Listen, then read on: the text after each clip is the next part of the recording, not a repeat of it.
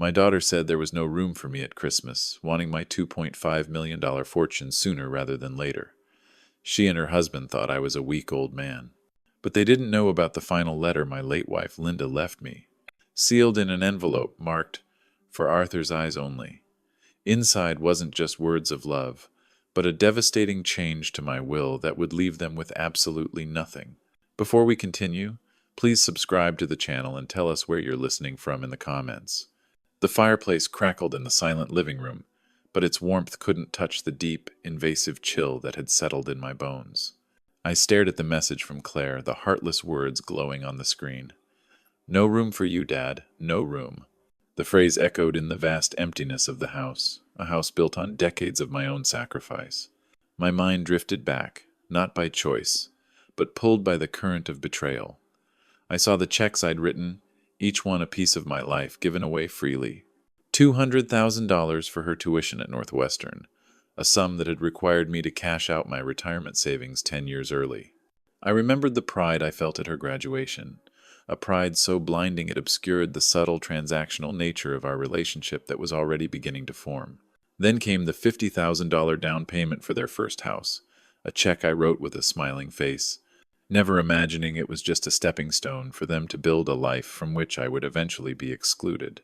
And the car, my beautiful 1968 Mustang, the last real indulgence I'd allowed myself. I sold it to pay for her lavish $35,000 wedding, a fairy tale event she insisted she deserved. I watched my dream drive away on the back of a flatbed truck, telling myself her happiness was worth more. But the sacrifices weren't just financial. They were carved out of the very fabric of my being. I remembered the fishing trip to Alaska my friends had planned for years, a trip I'd dreamed of my whole life. I canceled it at the last minute because Claire called, crying, saying she needed help moving into a new apartment right away. There was the time I ate nothing but rice and beans for a month, telling my concerned neighbor I was on a health kick, when in reality, I was saving up so Claire could go on a spring break trip to Cancun with her sorority sisters. She sent me a postcard, one postcard. It felt like a receipt for my quiet starvation. These memories, once cherished as acts of fatherly love, now felt like evidence of my own foolishness. Each act of giving, each sacrifice, felt less like building a family and more like funding an enterprise that saw me as little more than a silent, endlessly renewable investor. The betrayal wasn't just in her words. It was in the cold, hard accounting of a life spent prioritizing her wants over my own needs. The love I felt hadn't been returned. It had been leveraged. And now, the account was overdrawn. I looked around this house, our home, now just a silent witness to my solitude. It's a sturdy brick colonial that Linda and I bought 40 years ago, our little piece of the American dream. Worth over $600,000 now, I suppose, but its true value wasn't in the equity. It was in the memories soaked into its walls. The pencil marks on the kitchen doorframe track Claire's height from a little girl to a young woman. The worn spot on the hardwood floor by the fireplace, where we'd spent countless Christmas mornings opening gifts. The grand old oak tree in the backyard, the one I'd built a tire swing on for her. This house wasn't just an asset. It was a legacy. It was the physical manifestation of a lifetime of love and hard work, a testament to the family Linda and I had sworn to build. Now, seeing it through the lens of Claire's betrayal, everything was tainted. The family portrait on the mantelpiece, the three of us at Yellowstone, smiling, frozen in a moment of happiness, now felt like a cruel joke. Linda's smile seemed to mock my naivete. The photograph, once a source of warmth, now radiated a cold accusation. How could you have let this happen, Arthur? The laughter that once filled these rooms had been replaced by a deafening silence, and the house itself seemed to groan under the weight of this new, ugly truth. It was no longer a home. It had become the grand prize, in a game I never even knew I was playing. A few days later, drowning in a grief that felt heavier than when Linda passed, I forced myself to start clearing out her closet. It was a task I'd avoided for 2 years, a final goodbye I wasn't ready for. In the very back, behind a row of her favorite dresses that still faintly smelled of her perfume, was a small, polished wooden box. I'd seen it before, but she'd always kept it locked, a private little treasure. I never asked. Now, a strange compulsion took hold. Using a small screwdriver, I gently pried the lock open. Inside there was no jewelry, no sentimental trinkets, just a single sealed envelope and a small USB flash drive. My hands trembled as I opened the letter. "My dearest Arthur," it began in Linda's familiar, elegant script. "If you are reading this, then I am gone, and there is something you must know about Mark." A fresh wave of pain washed over me, a double grief. The letter revealed that Linda, with her quiet perceptiveness, had discovered something terrifying. Mark had a sealed juvenile criminal record for fraud. He had conned an elderly woman out of her life savings. It was all there. The USB contained scanned copies of the court documents and a chilling audio recording of Linda speaking with one of Mark's other, lesser-known victims. The man's voice was broken, filled with the shame of having been so thoroughly deceived. I collapsed onto the floor, the letter crumpled in my fist. The shock was a physical blow, knocking the air from my lungs. But as the initial horror subsided, a colder, harder realization set in. Claire, she had to have known. This wasn't just Mark's deception. This was their conspiracy. They had built their perfect life, their sophisticated world, on a foundation of lies, all while accepting my money, my sacrifices. I looked at my reflection in the full-length mirror on the closet door, and saw what they saw. A foolish old man, a father so blinded by love that he couldn't see the wolves at his own table. My blindness was a deep, burning shame. But as I stared into my own eyes, something else flickered to life. Not pain, but a cold, steely resolve. The grief was still there, but now it was forged into something else. A weapon. "No more, Linda," I whispered to the empty room. "I won't let them destroy everything we built." My thoughts briefly drifted to my nephew, Linda's sister's son. A good, hard-working kid who always called to check on me, who helped me with yard work without ever being asked. A stark contrast. A worthy heir. My phone buzzed on the dresser. A new text from Claire. I didn't even need to read it. I knew its contents as surely as I knew my own name. It would be a request, masked as concern. It would be about money. Always, always about money. With a steady hand, I swiped the notification away without opening it. Then I went into my contacts, found her name, and pressed the block button. The action was small, but the finality of it felt like slamming a vault door shut. The game had changed. I was no longer a pawn to be sacrificed. I was in control now. My mind began to work, the old engineer inside me waking from a long slumber, assessing variables, calculating trajectories. The first step was clear. I needed to call my lawyer. Not just any lawyer, but David, the sharpest estate lawyer in the city. A man Linda had always trusted. He would know what to do. The living room, once the heart of my family, now felt like a war room. The comforting warmth had dissipated, replaced by a charged, strategic silence. Every tick of the grandfather clock in the hall was no longer a gentle marking of time past, but a countdown to a confrontation I now welcomed. My loneliness hadn't vanished, but it had transformed. It was no longer the heavy cloak of a victim. It was the quiet armor of a survivor. The path ahead was uncertain, and I knew it would be painful. But for the first time since that Christmas text, I felt something other than despair. I felt purpose. I picked up the small wooden box, the final, most powerful gift from my wife, and held it tight. Linda had left me more than just a devastating secret. She had left me a roadmap to justice, and I would follow it to the very end.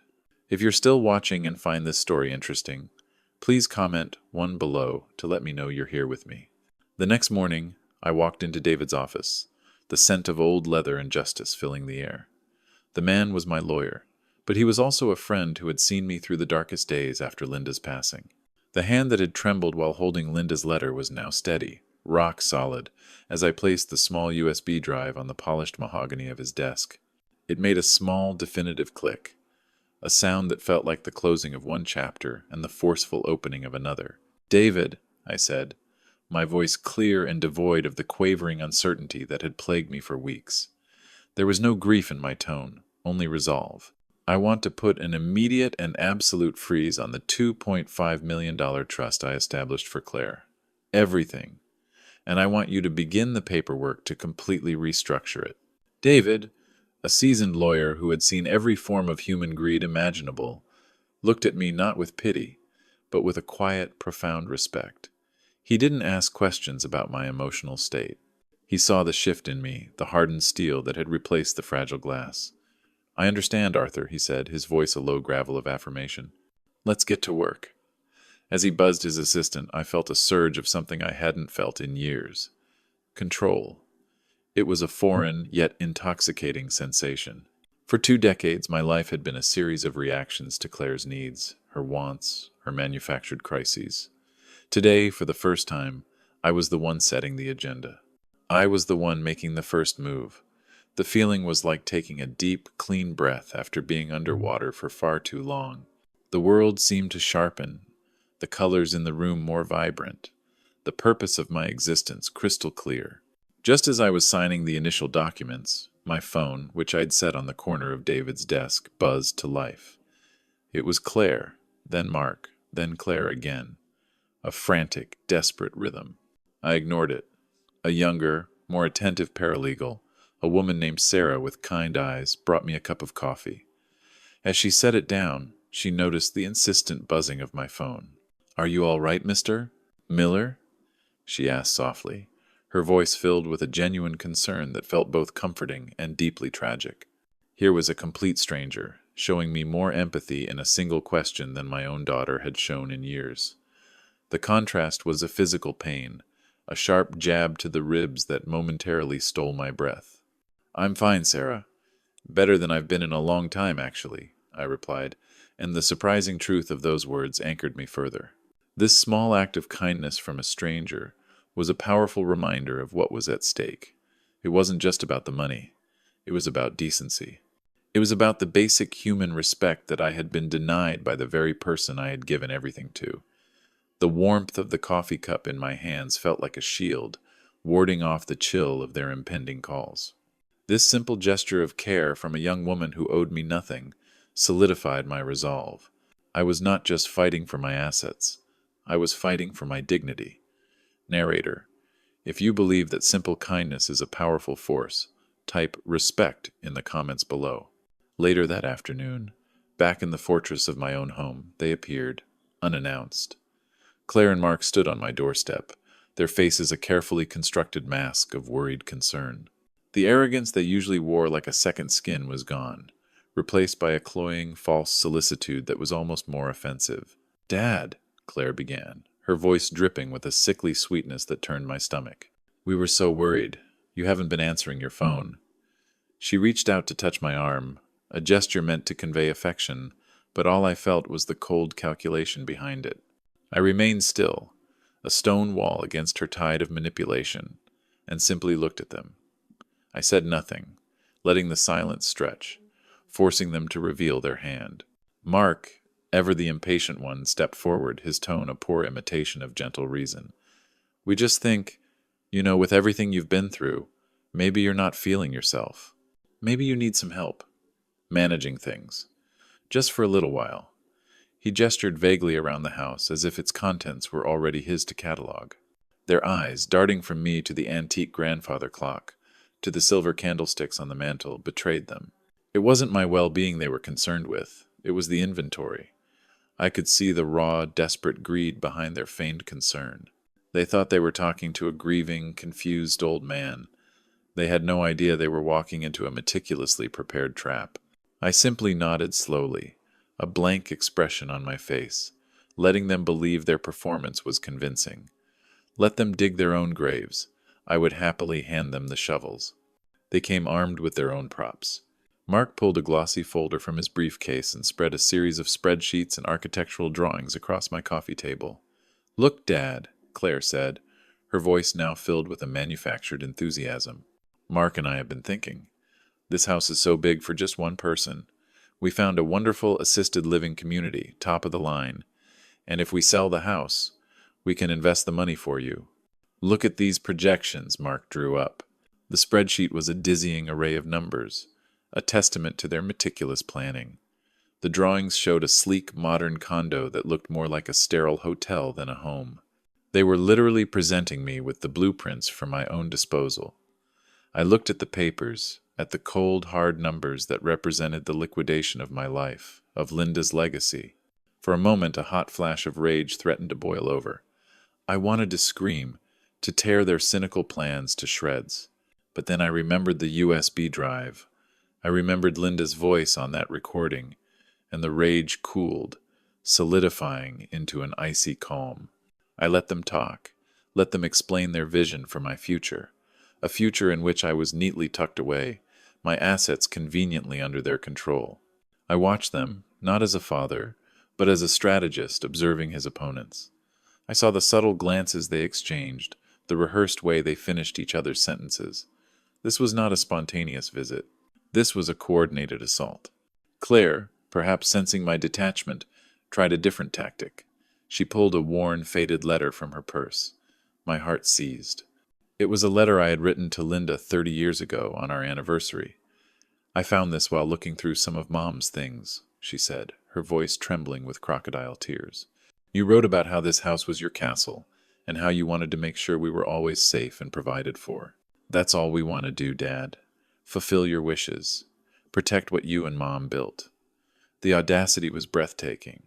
They were using my own words, my love for my wife, as a weapon against me. They were trying to gaslight me with my own history. But their desperation was showing. They had to dig through the past to find a justification for their present greed. I looked at the letter in her hand, my own handwriting a ghostly script from another lifetime, and I felt nothing but a profound sense of pity for them. They were so consumed by their scheme that they had lost all sense of decency. They thought they were being clever, but all they were doing was confirming the depths of their own moral bankruptcy. They have to resort to grave robbing my memories, I thought, just to find a reason for their avarice. Oh, it was then that David called, right on schedule. I excused myself, leaving them to their charts and their crocodile tears in my living room. I walked into my study and closed the door.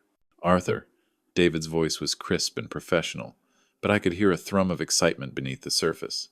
"Our private investigator just sent his report. It's even better than we hoped." My grip tightened on the receiver. "What did he find?" I asked. David took a deep breath.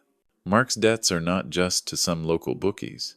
He owes over $300,000 to a loan shark operation based out of Las Vegas, an operation with known ties to organized crime. They're not the kind of people who accept late payments, Arthur. He's not just in financial trouble. He's in real danger."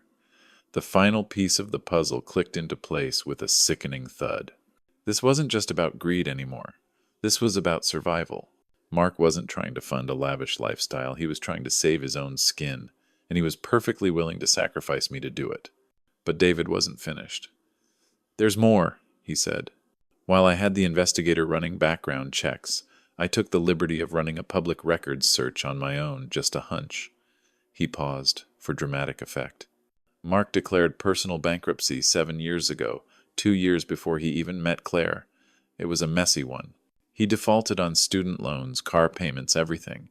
He legally hid it from the credit bureaus after a few years, but the court records are still there. They're public domain." I leaned against my desk, the room tilting slightly. A cold, chilling thought began to form in my mind. I opened my laptop, my fingers flying across the keys. I typed Mark's full name into the state's public records database, and there it was, a cold, hard fact, displayed in black and white on the screen. He was a financial predator. He had a history. He hadn't just made a few bad bets. This was his pattern. He found people to use, people to drain dry. Linda had seen the beginning of it. Now, I was seeing the end game. I sat there for a long moment, the hum of the computer the only sound in the room.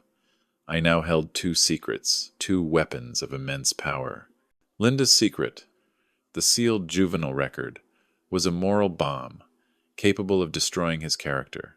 David's discovery, the public bankruptcy, was a legal and financial torpedo, capable of sinking any claim he had to financial competence. I had them. I truly had them. I walked back into the living room. Claire and Mark looked up, their faces expectant. They were waiting for the old man to capitulate, to sign away his life. They had no idea that I had just finished loading the cannons. I looked at my daughter, at the stranger she had become, and at the con man she had married. A cold smile touched my lips. They thought this was their game, their plan, but they were about to find out that they were merely players in mine. "David," I said into my phone later that evening, after Claire and Mark had finally left, convinced they had planted the seeds of my surrender. My voice was calm, measured, the voice of a general on the eve of battle. "Schedule a family meeting for this Saturday. Here, at my house. Tell them it's to discuss the future of the trust and the estate. Tell them to bring any and all documentation they feel is relevant." There was a knowing silence on the other end of the line. David understood. This wouldn't be a negotiation. It would be an execution. "It's time to end this," I said, and hung up the phone. The house was quiet again, but this time it was a different kind of silence. It wasn't the silence of loneliness. It was the silence before the storm. And I was the storm. They had no idea what was coming. They thought they were about to inherit a fortune. They were about to inherit the consequences of a lifetime of their own making, and I would be there to deliver the final verdict. If you're still watching and find this story interesting, please comment 2 below to let me know you're here with me. Saturday arrived not with the gentle peace of a weekend morning, but with the electric tension of an impending storm. My living room, the heart of my home for 40 years, had been transformed. It was no longer a place of comfort, but a courtroom of my own making. I had arranged the furniture with strategic precision. My worn leather armchair, usually a symbol of quiet solitude, was now my seat of judgment. Beside me sat David, my lawyer, his briefcase full of legal thunderbolts resting by his chair like a loyal hound. On my other side was George, my oldest friend, his presence a quiet, unshakable pillar of support. We were a united front, a council of 3 against the approaching darkness. Across from us, facing the large bay window that looked out onto the winter garden, were 2 empty chairs. Their chairs. The stage was set. The air was thick with anticipation, each tick of the grandfather clock in the hall, a hammer blow, marking the seconds until the curtain rose.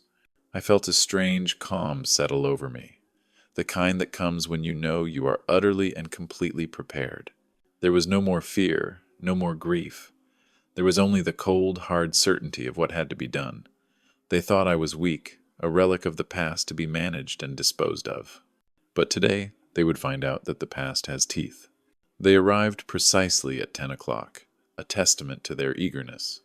Claire and Mark walked in not with humility but with an air of triumphant finality. They believed this was their coronation day, the day the old king would finally abdicate and hand over the keys to the kingdom. Mark carried the same glossy folder from before, his weapon of choice, filled with the spreadsheets and projections that were meant to map out my irrelevance.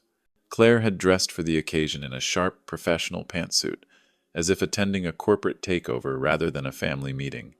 Her smile was brittle, a thin veneer over the churning avarice beneath. "Dad," she said, her voice smooth as polished glass. "We're so glad you agreed to this. We really think this is for the best." Mark nodded in solemn agreement, the picture of a concerned son-in-law. They took their seats, the architects of my demise, confident and composed. The game had begun. "Thank you both for coming." I started, my voice even and measured, echoing slightly in the tense silence. It was the voice of a man in complete control, and I saw a flicker of surprise in their eyes. They had expected a broken old man, not this calm, resolute figure. "Before we discuss the future of the trust, as I'm sure you're eager to do, I believe it's important to establish a clear and accurate picture of the present reality." I gave a subtle nod to David. This was his cue. But before David could speak, I gestured to George. "First, though, my friend George has something he'd like to say." George, a man of few words but immense integrity, leaned forward slightly. He spoke not to them, but to the room, his voice steady and clear. He recounted our conversation at the diner, my distress over the Christmas text, and my subsequent decision to go to the Maldives.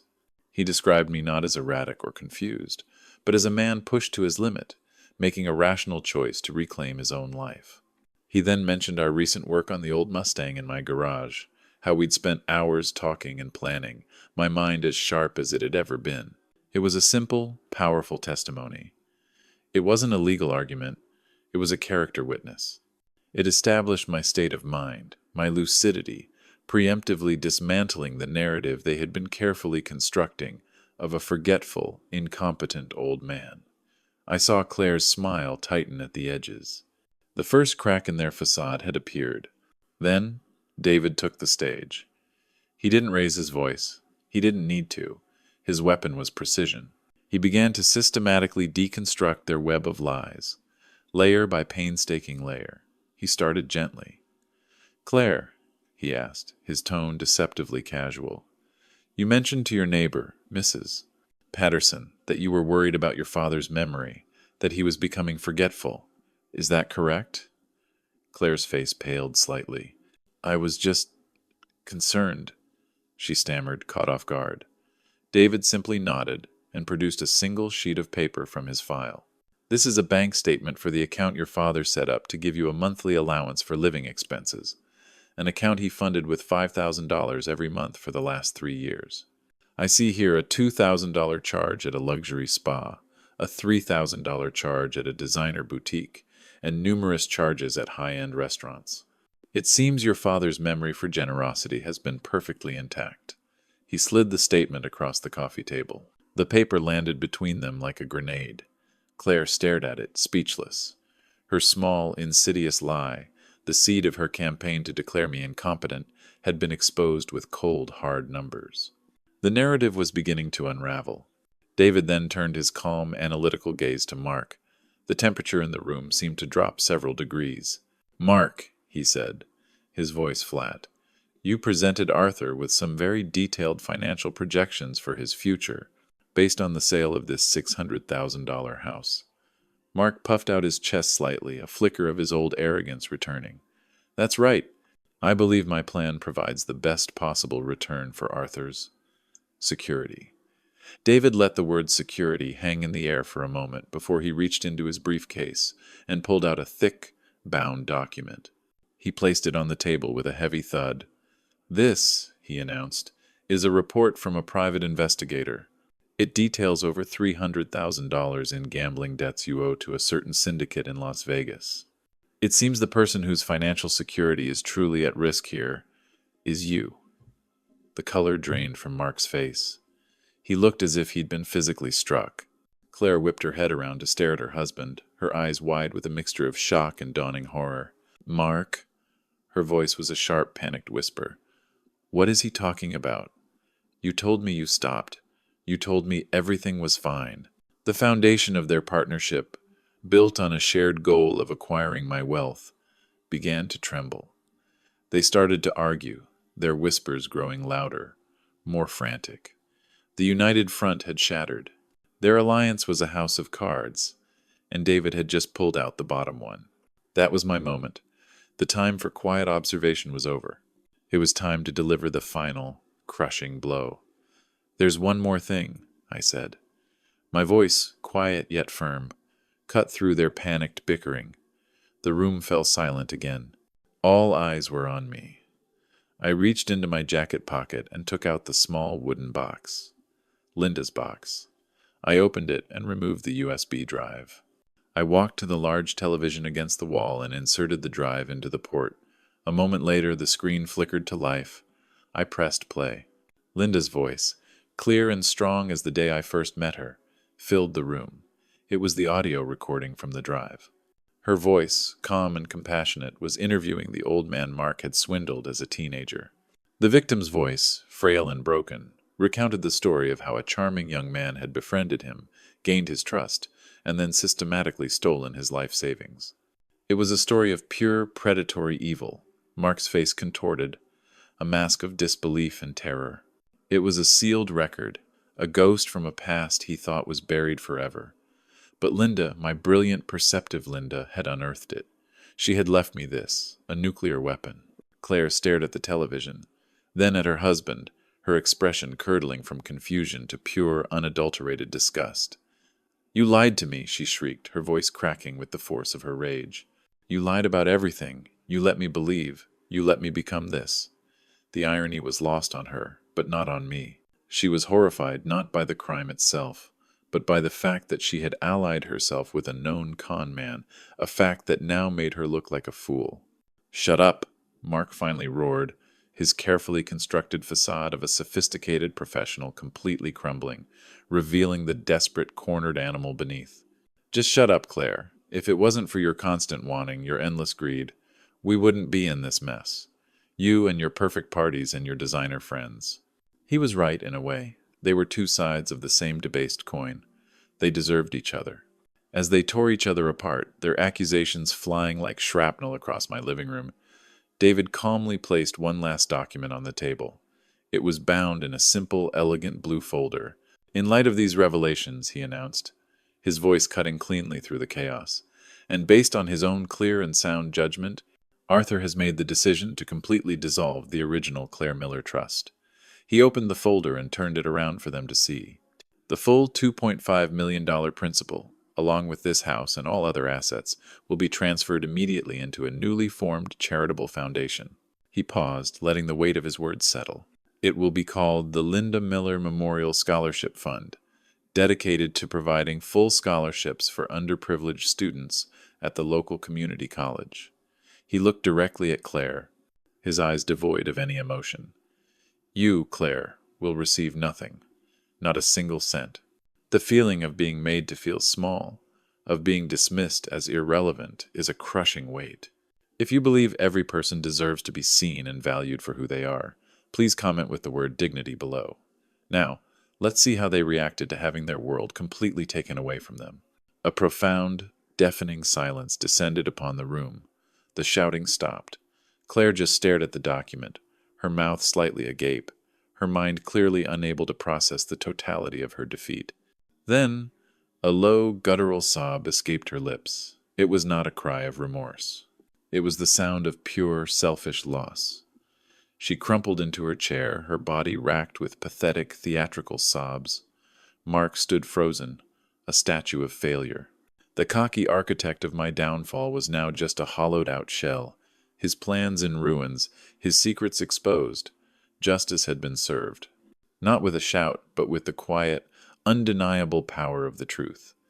They had come here expecting a coronation. Instead, they had attended their own execution.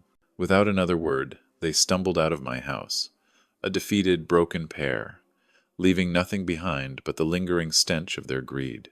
I stood at the window and watched them go, their retreat not a walk, but a flight from the wreckage they had created. A deep sense of peace, a peace I hadn't felt in years, washed over me. The storm had passed, and my house, once again, felt like a home. If you're still watching and find this story interesting, please comment below to let me know you're here with me. In the months that followed that final, cataclysmic meeting, the echoes of the storm slowly faded, replaced by the quiet hum of a new life taking shape. The legal proceedings were swift and decisive. The house, my home of 40 years, was sold for a respectable $700,000. Every penny, along with the entire $2.5 million principal of the dissolved trust, was officially transferred into the Linda Miller Memorial Scholarship Fund. Watching David stamp the final document felt less like an ending and more like a profound beginning. The weight I had carried for so long, the burden of a one-sided love, the heavy cloak of obligation simply lifted. It was a liberation so complete that it was almost disorienting. I walked out of David's office, not into the familiar landscape of my old life, but into the uncharted territory of my own future. I was finally, truly free. I moved into a modest but comfortable two-bedroom apartment overlooking a quiet city park, a place with no ghosts and no painful memories, a place that was entirely mine. The consequences for Claire and Mark were as severe as they were inevitable. I heard through the grapevine of neighborhood gossip that they were forced to sell their house to cover Mark's spiraling debts. The loan sharks, as it turned out, were far less forgiving than a foolish old father. They moved into a small, cramped rental apartment on the other side of town. The criminal investigation into Mark's past financial dealings, triggered by the evidence Linda had so carefully preserved, was ongoing. His professional life was in ruins, his reputation shattered. Claire, stripped of the financial padding that had defined her entire adult life, had to take a job as a retail clerk at a department store. The irony was not lost on me. The daughter who had chased a life of sophisticated luxury was now folding sweaters for minimum wage. Their downfall was not a spectacle I rejoiced in, but a somber affirmation of a universal truth. A life built on a foundation of lies will inevitably collapse under its own weight. There were calls, of course, dozens of them, followed by a long, rambling letter from Claire, a desperate tapestry of excuses, blame, and belated apologies. She wrote of her love for me, a love she had somehow forgotten to express until her access to my bank account was severed. She wrote of Mark's deception, painting herself as yet another of his victims. I read the letter once, then folded it neatly and placed it in a drawer. I never replied. I didn't need her apology. Forgiveness, I realized, was not something I could grant her like a pardon. It was something I had to find for myself, and it began with the decision to no longer allow their toxicity to occupy space in my heart or my life. I didn't need their words. I had my peace. And my peace was worth more than any hollow apology they could offer. I had myself, I had the loving memory of Linda, and I had a future I was excited to build. That was more than enough. My new life began with small acts of rediscovery. I found my old woodworking tools in a dusty box and set up a small workshop on my enclosed balcony. The scent of sawdust and wood varnish became my new potpourri. I started rebuilding the 1968 Mustang with George, our easy camaraderie a comforting balm. I joined the local community garden, my hands, once busy writing checks, now finding fulfillment in nurturing life from the soil. I reconnected with old friends, sharing simple dinners and laughter, realizing how much of my own social life I had sacrificed on the altar of Claire's endless needs. My days became filled not with anxious waiting for the next manufactured crisis, but with the simple, profound joy of living. I was not just healing, I was growing.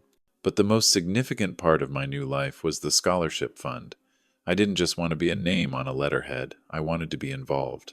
I volunteered at the community college's financial aid office, helping students navigate the daunting paperwork. I listened to their stories of struggle, resilience, and fierce determination. These were kids working 2 jobs to support their families, young single mothers dreaming of a better future, immigrants striving to build a new life.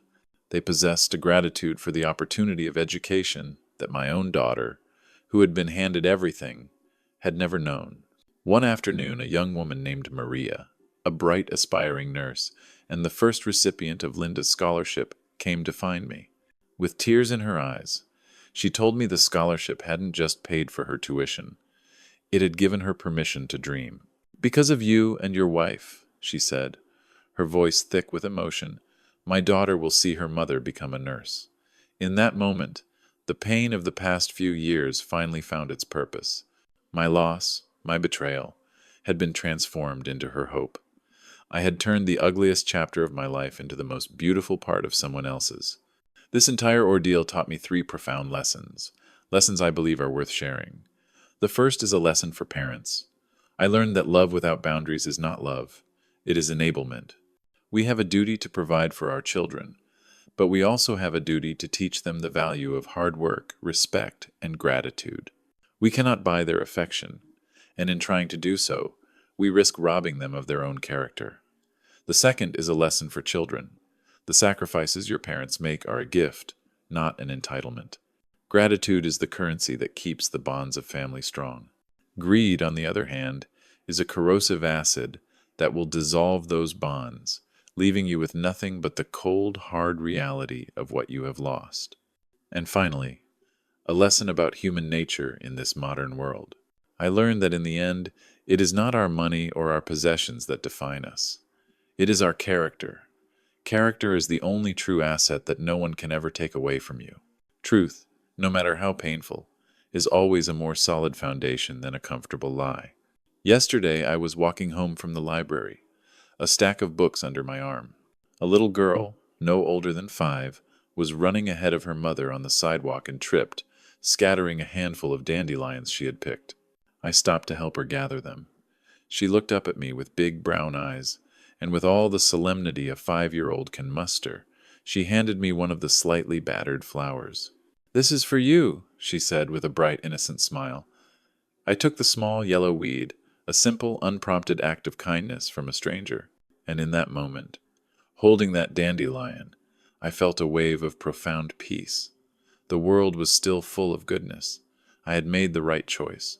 I had stepped out of the darkness of their making and into the simple, beautiful light of a life well lived. Which of the lessons from Arthur's journey resonates most with you and your own life?